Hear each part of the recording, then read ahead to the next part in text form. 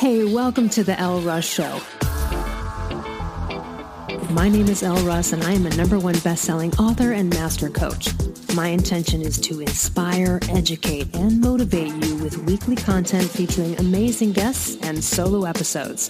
Visit my website, elleruss.com, to learn more about me, my courses, free masterclasses, partner discounts, and much more. Enjoy the show.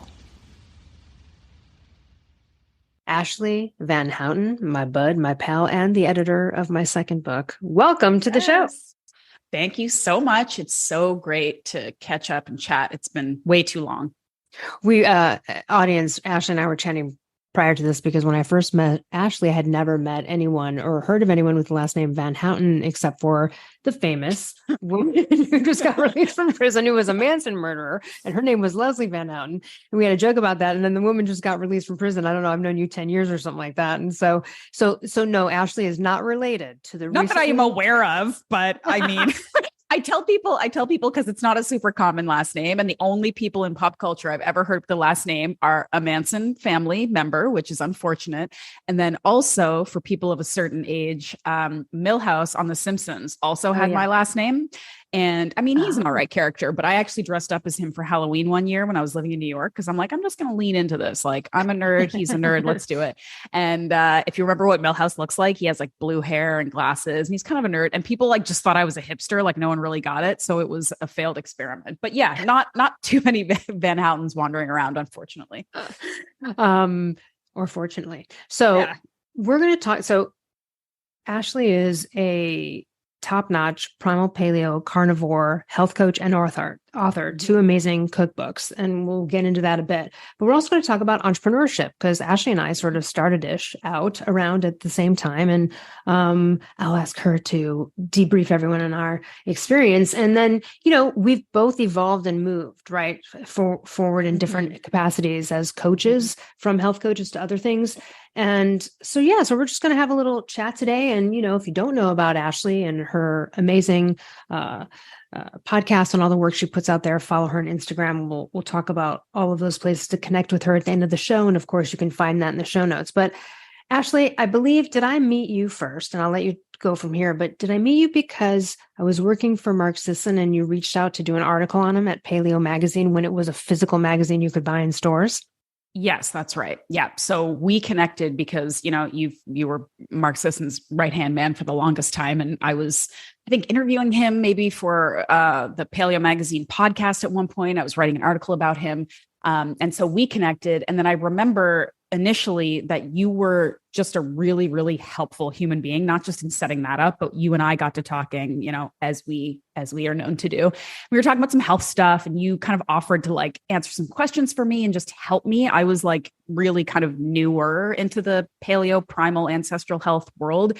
And you were just so willing to like share your time with me, which was really special at the time. And then it's just kind of really evolved. Like you were the first person I talked to when I had my idea for my first cookbook, It Takes Guts, which is an organ meat cookbook that I basically conceptualized right before the pandemic hit. And I remember thinking like, this is such a niche book. Like 5 people are going to want to buy this, but I feel really strongly about it. And I called you and we kind of had like a brainstorm sesh and you sort of walked me through some things and it was really, really helpful. And that's just one kind of story of how you and I have kind of connected and bounced ideas off of each other, but you've been really instrumental in a lot of the kind of risks that I've taken. So I appreciate that. I really appreciate it. Oh, thank you. And you as well. And I love our relationship. It's too bad you're so far away because I would love it if you live down the street. And also too, you were the first, like one of the only people, right, that I told about my second book, which I wanted you to be the editor of, and you did an amazing job and it was an amazing experience. So if anyone needs an editor, if you're still doing it, gosh, it was so great. And because like I trusted you, there was some sort of like it was like we were right at the prime of the paleo movement exploding. We were sort of one of only a couple of females that were sort of in that space. And I love that. And I would call you and tell you every secret future Yeah, I like it. But yeah, then I don't know which happened first, but then I remember you called me. So let's just touch on both of your cookbooks. The first one, I mean, the title and in general, it just cracks me up. So let's talk about this first cookbook, because people are going to be like, if people don't know you, they're going to be like, what the fuck? What? Yeah. Yeah. Okay. So good. We can drop F-bombs on this podcast. Good to know. Yeah, I mean, I really love this story. This book is so special to me because it ties back into even your book, Confident as Fuck, because this book that I was, again, conceptualizing, I'm like, is this something that's even a thing? Is anybody going to want to buy a cookbook that's all about organ meats? You know, like I was sort of going through my career as this primal health coach and ancestral kind of minded health coach.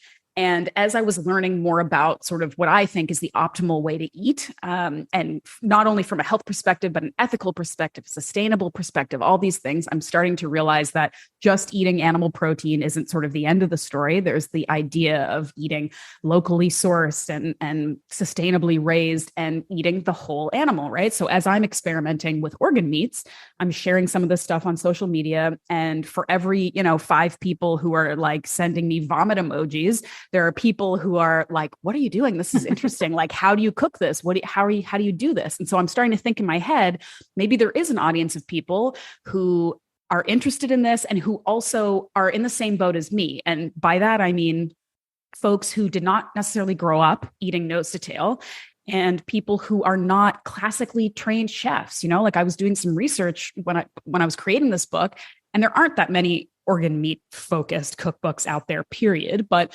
most of the ones that are out there are older books, and they're usually by like French or Italian trained chefs. So you'll just open this book and it's immediately talking about some kind of like chicken liver, or rabbit liver, fancy something, where you're kind of already like expected to understand and know and be comfortable with the process. Whereas I wanted to write a cookbook that was like, let's start from the beginning. Here is why it's important and healthy and a good idea to eat nose to tail. Here are all the different organs, and here is where you may be able to source them. Here's how you best prepare them. Here's how other cultures have historically made these dishes. Like really wanted to kind of hold people's hand through the process, because it's intimidating. And that's what I've heard over and over again from people who are like, either I used to be vegan and now I'm kind of dipping my toe in, or I've always been a meat eater and I recognize the value of eating organ meats, but I don't know what to do. I don't know where to start. I go online and I see these like angry shirtless men like eating raw testicles, and I don't holding up like an organ. Yeah. And again, listen, if that person speaks to you, great. But for the vast majority of like, I don't know, especially women, but just kind of everyday people who are just looking to learn more, that's not really helping them. So I wanted to kind of create a resource for people that shows them it's not actually that scary. It's not really that difficult if you want to do this in a simple way. It doesn't have to be something you choke down for the health benefits. You can find ways to enjoy it. It can be fun. It can be a new experience that can open your mind to other things.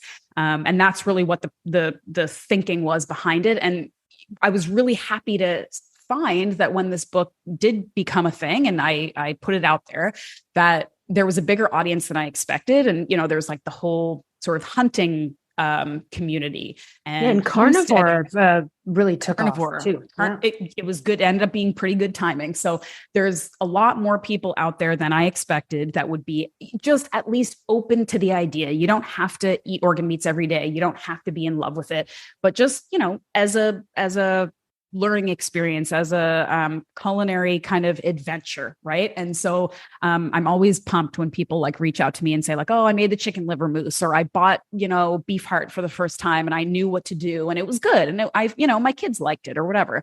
It's really been really rewarding to me. So it was a really awesome experience, really from start to finish. And that book is called It Takes Guts, which... Because it does. And isn't that so parallel to the like confident as fuck thing, right? It is. And I love the tagline, A Meat Eater's Guide to Eating Offal. OFFAL. What a great plan. Words. Offal, for those of you out there, OFFAL is like the entrails of an animal, right? The internal organs. And even though this is going to be a whole organ discussion, you got so much in your book, but like, when there's like a pack of like, whatever, wolves and they come across a kill, the alpha gets like the organ meat, like they go for that directly, right? Absolutely. Like that's just like the most nutritious. So if you haven't thought about it and incorporating it, there are ways to hide it. And there are also ways to just kind of go out and really experiment. I love this. I love this cookbook. And then transferring into your second cookbook, Carnivore-ish. Yep. So just ish.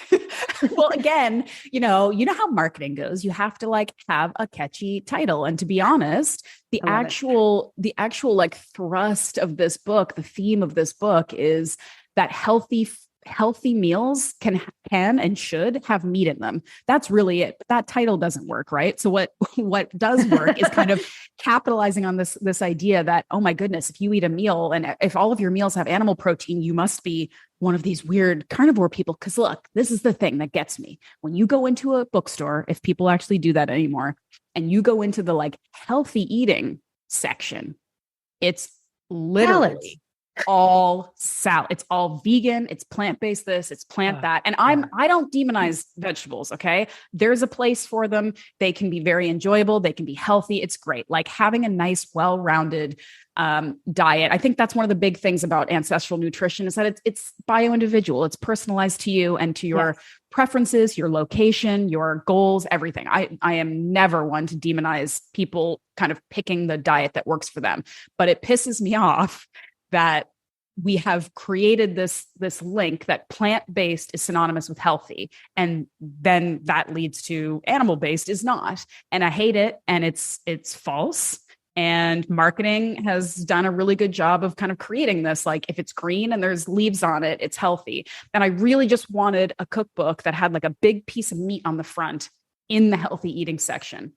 That's all. That's really all I wanted to accomplish. And especially for women, because we know that women are the ones who are having the hardest time, generally speaking, eating more protein, eating animal-based. They're the ones who are marketed to eat plant-based, that it's lighter and it's healthier and it'll help you lose weight and it's better and it's a nicer thing to do. And we also know that women, by and large, I'm stereotyping, but generally this is accurate, are the ones who are kind of cooking for their families, like making meals for the kids, that kind of thing.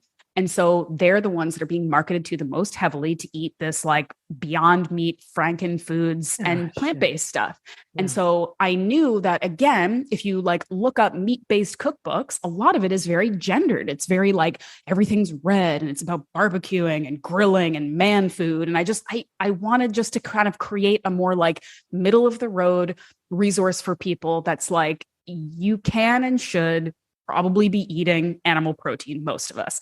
And here's how you can do it in a healthy, well-balanced way. And you can provide these meals for your family and everyone's going to love them. And there's so much variety. And yep, there's plants in there too, but like eat more protein because it's good for you.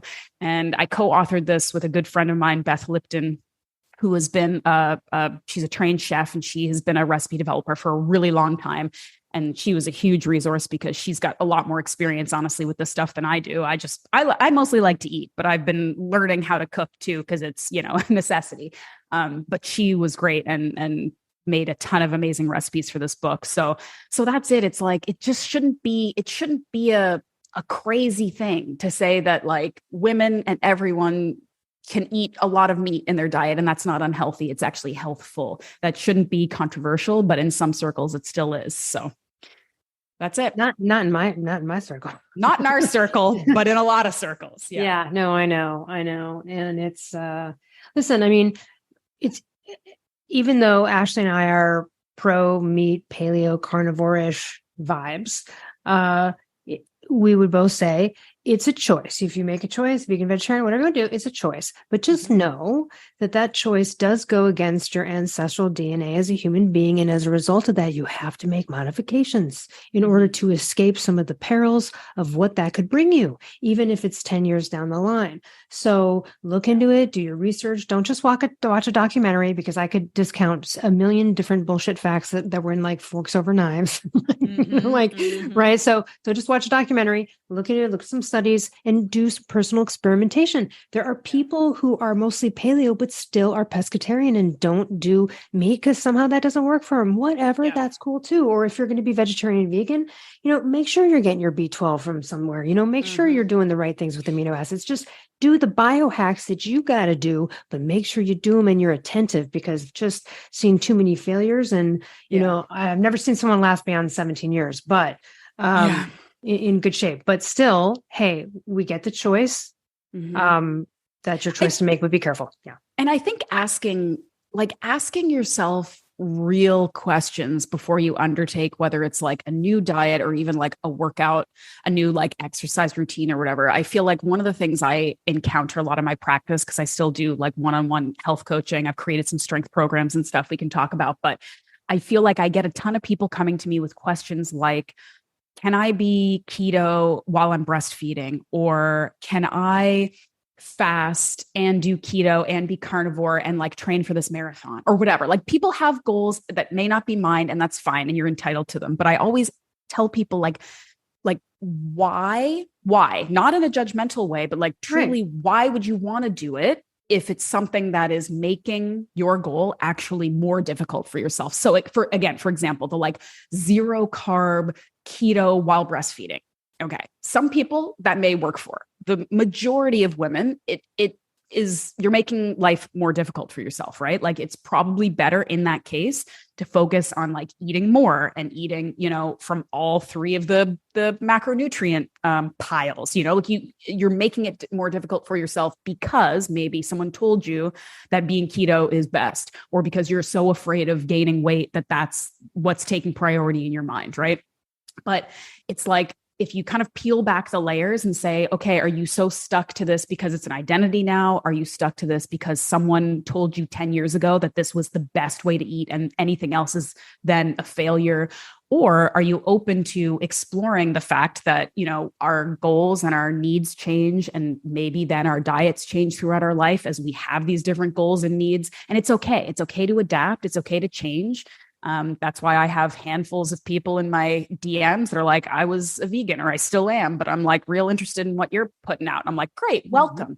Like, I'm not here to judge anybody, or I post on social media the other day, like, life's too short to get mad at people because they eat differently than you. Like, I don't care. I don't have the energy to care about how other people eat. If you want to eat that way, that's fine. But if you're coming to me for, help or resources, I'm going to tell you what I think might be a good thing for you to try. And I guess I just feel like it's better to be open-minded than so dogmatic and rigid in your beliefs that you aren't willing to make changes, because we all probably should. We're all evolving. We're all going to need different things at different times. And I've just found that a lot of people sticking to things dogmatically, it's really because there's like an underlying fear of either failure or judgment, or the judgment is just terrible because, I remember years ago, one of the first Primal Health coaches, Eli Rhodey, she was staunch proselytizing vegetarian and vegan for like most of her life. And then she realized she had horrible acne, all this stuff. Anyway, she went paleo, acne clears up, everything. And she was an esthetician. And I said, well, what was the thing that you tried first? Like, she said, well, I asked myself, like, what always smelled good to me, even when I was a vegetarian, it was bacon. She goes, so I went and bought like a package of bacon. And then she said, I brought it over to my friend's house because I was like too ashamed and embarrassed to even like cook it in my own house. Like, I didn't, because it was, again, just all of this judgment filtered from her being raised as one, her being proselytizing it for many years, and then realizing it was completely wrong for her and was causing all of her acne, all of the grains and bullshit. And it was so much about that, about the judgment, you know what I mean? And you have to ask yourself why. And also, are you making a choice in the other direction because of peer pressure as well, because of that? I mean, that's also a thing. I remember in college, I went to UC Santa Cruz, pretty hippy school. I had never met a vegan in my life. I go into my apartment, 3 new roommates, and they're all like, by the way, we're vegan. And I was like, what is that? I have no idea what you're talking about. I mean, they explained it to me and I was like, okay, all right. And granted, this was like 1993. And but then as the year went by, I my roommate's door was open. I like tap and opened the door, and she was sitting there and she goes, "Oh my God, don't tell anyone." And on her bed with her was a meat lover's pizza from Pizza Hut. And I was just so pissed in that moment. Like I was so destroyed inside because for me, I was like, you have to pretend you're pretending to be vegan, to fit in, right? With this movement and this hippy dippy school we're all a part of or whatever. Meanwhile, and I remember at the first meeting too, they were like, well, we'd appreciate it if like you don't cook meat in the house. And I'm like, no, I'm sorry. If that was a fucking thing you needed, you should have told the school before you signed up to be a part of like a campus apartment. Right. I'm cooking my meat in this house. Like, sorry, but I remember it was like a thing. And I felt like, so hey, watch yourself out there. Are you doing this because you're part of a thing, or you like someone who's vegan and you want to be, don't people please on your diet. How about that? Yeah, absolutely. And just, explore the idea that, like you were saying, and we've talked about this in, different phases of your life, like I have gone through an evolution of training and eating, and so have you, and so have we all, if we are honest with ourselves. And it doesn't mean that you're failing. It doesn't mean that you're letting anybody else down, because no one else has to live in your body. If they want to judge you for what you're eating, I mean, they're not your friends. They aren't important to you. If it's social media, that isn't real.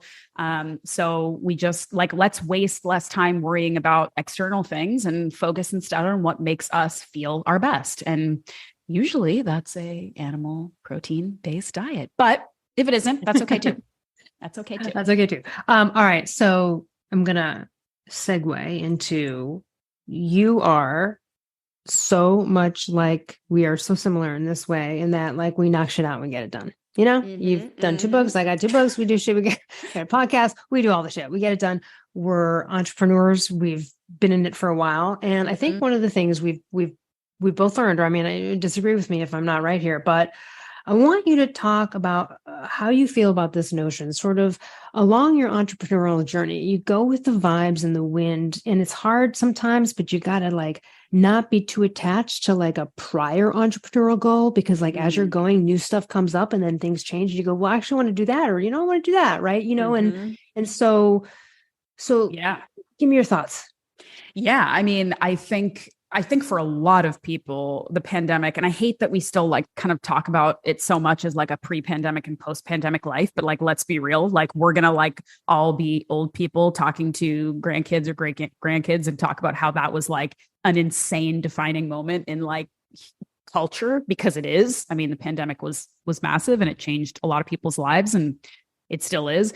But, my life was very different before the pandemic hit. I mean, I didn't have a kid, for one, that's huge, but my work experience, the way I worked, the way I traveled, the way I engaged with, potential clients or customers or whatever was completely different. And I think a lot of us, especially entrepreneurs, had to like think long and hard during that period when we were all kind of stuck, either isolated or inside, or had to stop working, or weren't really sure what the future was going to hold for us, right?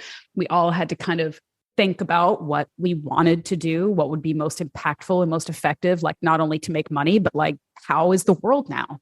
Like how can we continue to find our place in it?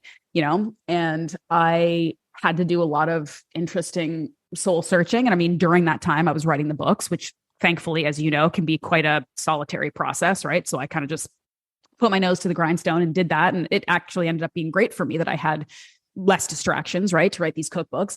But like the podcast, my podcast has evolved over this time. I have created during the time that I wasn't going to like trade shows or hang out with people in real life, created some strength training programs that are now being put out digitally. I kind of grew my health coaching practice for a while. I had like completely turned that off because I was, to be honest, I mean, we could go down a whole rabbit hole with this, but I was really kind of like burnt out and discouraged by the health coaching world for a while. And I think I realized that certainly I was at fault in some of it. It was how I was maybe engaging in that work and the kind of clients that maybe I was allowing myself to take or whatever. But, there's always your own sort of responsibility and how, if something doesn't work, you're a part of it. You know what I mean? It can be other people's fault sometimes, but there's a little usually a bit common that's your denominator. Yeah. Exactly. Right. So I kind of like started that again, but I've really kind of pivoted and done a ton of different things, and some have worked and some have worked better than others and worse than others.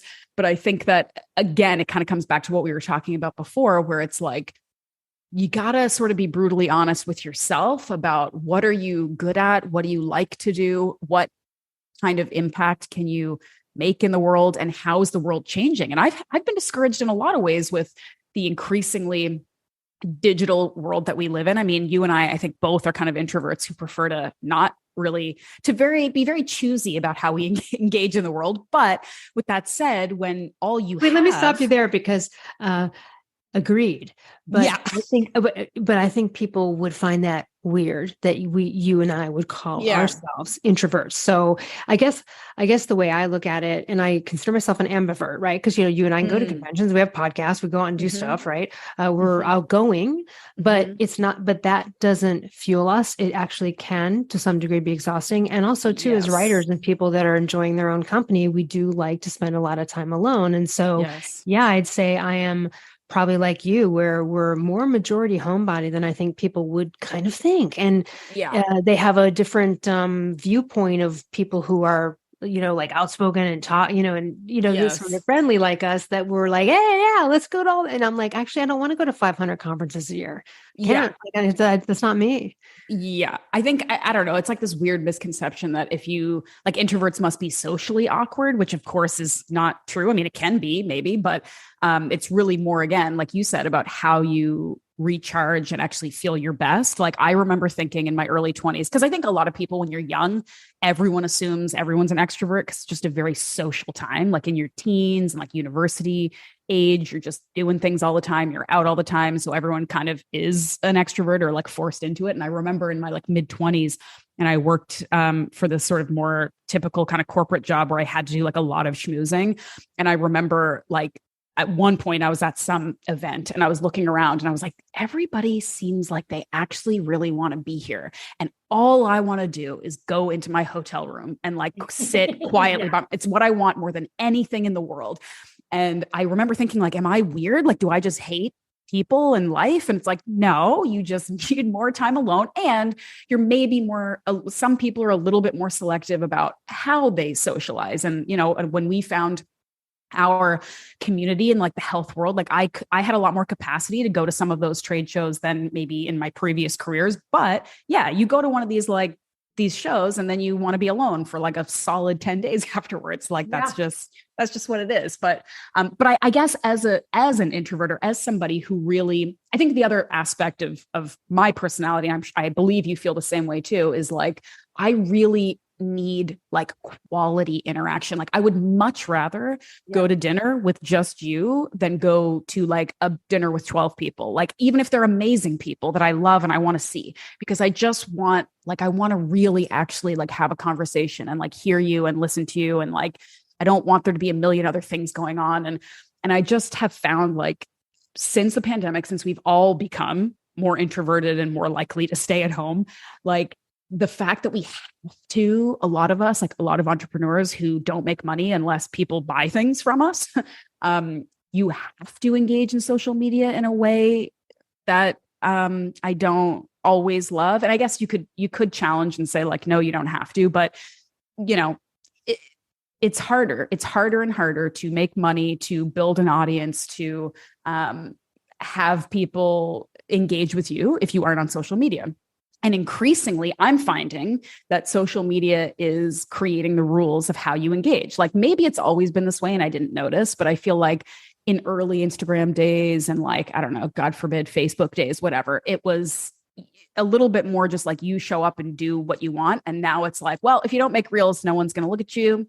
And if you don't go on TikTok, what's even the point? And you know what I mean? So I'm just like, I'm grappling with these things because there's an element of like, screw it. You can't make me do what you want me to do. And then there's an element of like, but it's kind of a necessary evil. And so there's a lot of that too, right? Like, I mean, will you do the necessary evil and have gotten paid for it? But like the necessary evil of like editing a fucking book. Are you kidding me? Like, but it has to be done. Right. Like I can't, like, you know what I mean? Or some of the things we do that, even though the thing is that we love, that's in the center of it, there are some spokes on there. Right. True. Yeah. Who like really, like, who wants to create a website?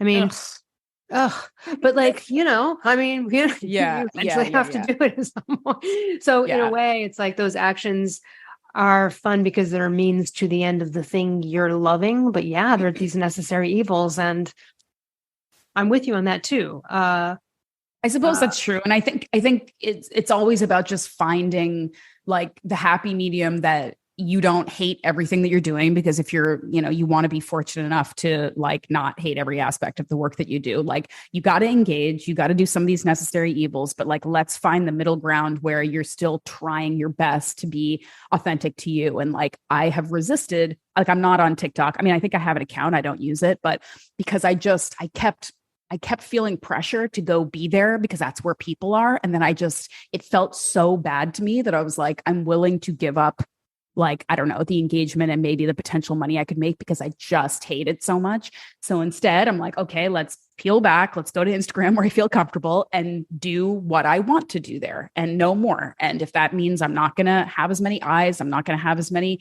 clicks, I have to be okay with that, because the alternative is doing something that makes me feel terrible, you know? And I think that and you've got to go with that. That's important. Exactly. Yeah. Yep. So it's not always easy, but I mean, whatever. Like we've all got our battles. You got to just pick the one that you're willing to fight, you know? Well, and then so aside from 2 books, all of the coaching, the workout routines, programs, then you go and start a jewelry company. Yeah, that's a little out of left field.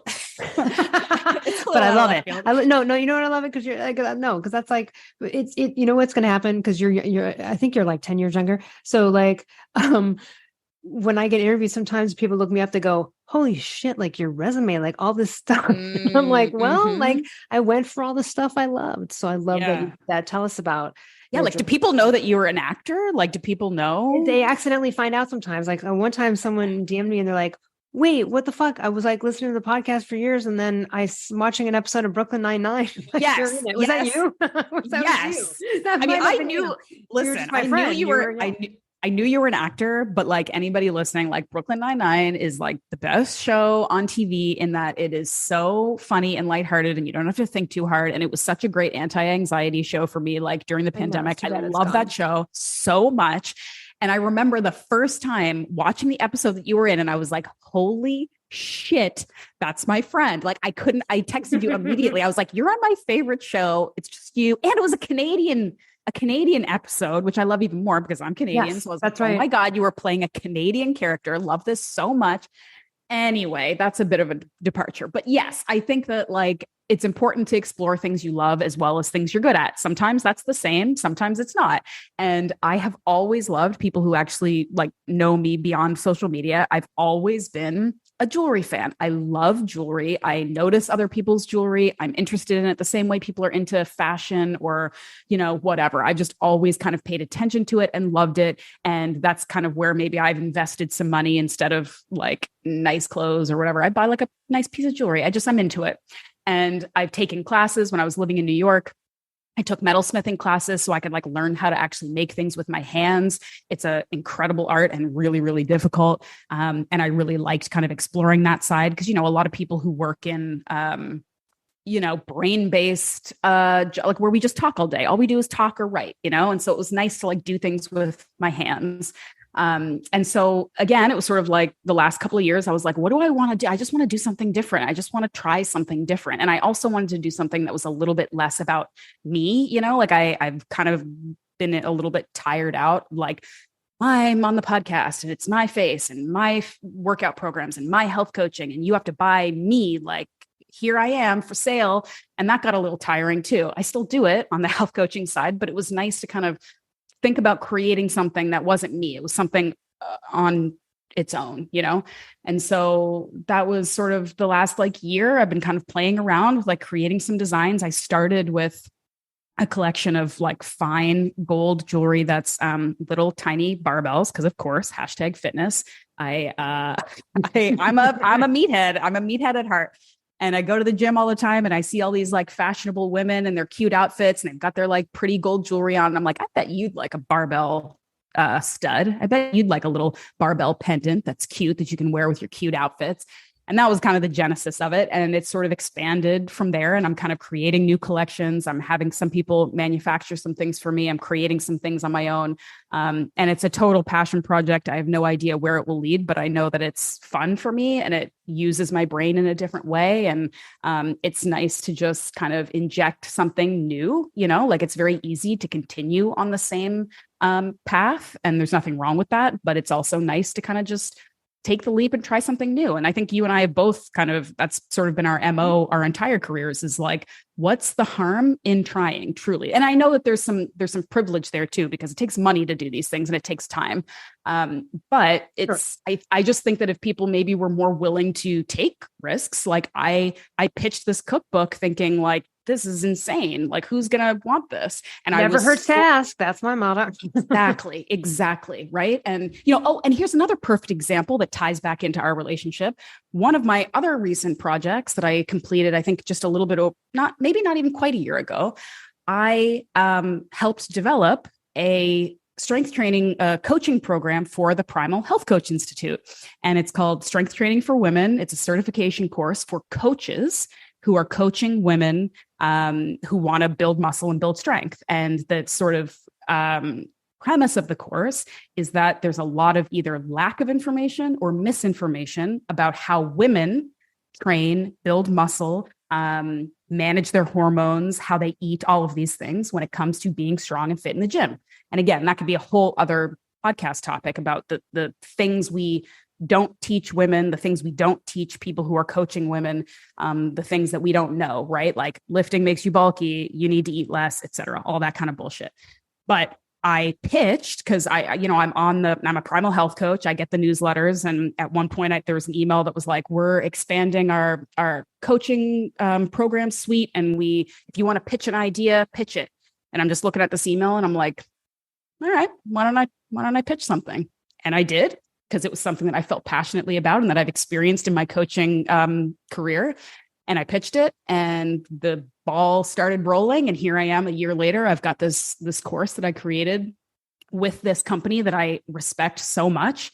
And I think back to like my humble origins of like talking to Mark Sisson and meeting you and being such a fan of everything they've done. Circle. Yeah. And now I'm part of it. And I'm so proud to be a part of it. And I'm really excited that people that are going through the course and are going to help women get stronger and learn more about their bodies. But it was literally just, I got an email and I said, what the hell? You know, and if they had said no, or if they had passed me by, I'd be no worse off. But the fact that I tried and I reached out and I, gave it a shot, and here I am with a whole new kind of addition to my life and my career. So I love it. That's a perfect example of just confidence and moving forward and being like, you know what, it might fail. That's okay. Mm-hmm. Because you and I, and this going from Mark Sisson's Primal Connection book, where he quotes Art Devaney, who said, failure is only feedback. That's it. So if we were to say to you guys, look at an entrepreneurship as failure is feedback, because you're going to fail, or you may or may not, but it never hurts to ask, never hurts to try. And you really do have to get the confidence to get out of caring what people think. Where can we get all things Ashleigh? Because you've got cookbooks, you've got trainings. We know the you'd have to be a primal health coach to take the right. Mm-hmm. I don't think you need the. You could just take that course. I think you can. Yeah. So, I know I'm kind of all over the place. So the best places to like start would probably be my website, which is just my name, AshleighVanHouten.com. And then I'm most spell Ashleigh for us, because people wouldn't really ever guess that. Good call. I'm problematic all over the place with my name. Ashleigh is ASHLEIGH, and VanHouten VanHouten. VanHouten. You can put that in the show notes, but just AshleighVanHouten.com. You can find out sort of more about me. You can contact me through there. And you can find out about my books and the podcast and stuff. And then if you want to kind of learn more, or see about the jewelry, or talk to me, or inquire about health coaching or anything like that, you can just say hi on Instagram. And my handle there is The Muscle Maven. I love that handle. All right, lady. Well, thank you so much for joining us. It's always good to talk to you. I do feel like I'm going to have to get you back on, and maybe we just compartmentalize the next show on something specific with regards to one of these health topics, because there's just so much there. But you guys, if you need to get fit, if you want to get fit, first of all, Ashley's got a rockin' bod. I'm just going to say that right now. Thank you. And but listen, if you guys need to get fit and healthy, Ashley's there for you in all sorts of ways, not just through things you can do at home by cooking out of her books, but also coaching and everything else. So thanks so much for all that you do to help people out there, and especially ladies too, just because, we were on the biohacking fringe there in the paleo world. So, apparently, yeah, we didn't even know it, but we were always been a little on the fringe, but not too far, which is what's, it's good. Or on the edges. We were on the edges. And then it kind of filled in, but thank you so much. And everyone else, we'll see you next week. Thanks, Ashleigh. Thanks, Elle. Hey, listeners. Over the years, a ton of companies have approached me to collaborate, but I will only promote companies whose products I believe in and that I actually use and consume on a regular basis. So let me tell you about some of my favorite companies that I can offer you discounts for. Rep Provisions, an amazing company doing incredible things for our planet, topsoil, and animals with regenerative agriculture. And it's my #1 source for quality pasture-raised meat and chicken. Visit repprovisions.com and use code L15 for 15% off. I'm also obsessed with a company called Carnivore Crisps. They make a lean, all-natural, and delicious alternative to conventional snacking, made with just real meat and real salt. Totally addictive, and my favorite ones are the beef brisket and the ribeye. Visit carnivorecrisps.com and use code PALEO10 for 10% off. I also love and regularly use Paleo Valley products. They make amazing supplements and delicious paleo products. I use the superfood greens powder, grass-fed beef sticks, the organ complex, and their bone broth bars. I love the lemon and apple. I also use their essential C complex and more. Visit paleovalley.com/promos/LRUS for 15% off. I also love Primal Kitchen. They make delicious paleo-approved, gluten-free, grain-free, soy-free, and no refined sugar products. And I use them daily, from their collagen powders and sauces and marinades to their avocado and olive oil. So good, so healthy. Visit primalkitchen.com and use code L10 for 10% off. I also love paleo powder and use it almost on everything I cook. They make incredible seasoning blends, and they also have these incredible grain-free coatings that feel just like crispy breadings that you would have had prior to knowing that there's another way. So visit paleopowder.com and use code L15 for 15% off.